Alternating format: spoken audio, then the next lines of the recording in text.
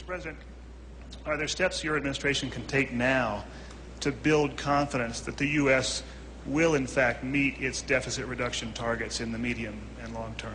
I'm sorry, could you repeat the question? Put the mic a little closer to you. Are there steps your administration can take now to build confidence that the U.S. will, in fact, meet its deficit reduction goals in the medium and long term?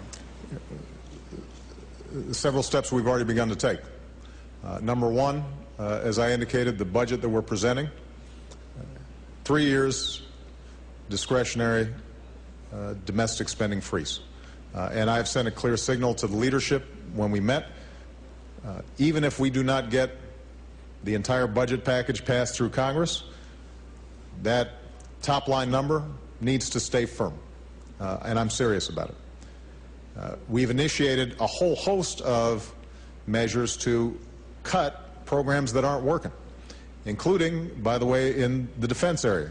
Bob Gates has been, I think, as successful as any Secretary of Defense in recent memory in actually killing programs, which I think anybody who follows Washington knows is very tough, very difficult.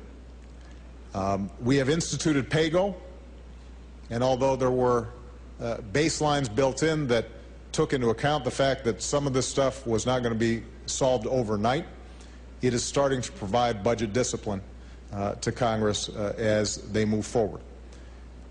And we have set up this fiscal commission who will provide reports starting in November. One of the encouraging things, although there was resistance, ironically, on the part of some of the Republicans who originally had been co-sponsors of legislation to create the fiscal commission, and they in fact ended up voting against it. What's been encouraging, based on what I'm hearing both from Democrats and Republicans, is that there's been a serious conversation there. People are looking at a whole spectrum of issues to get at what is basically a structural deficit that preceded this financial crisis.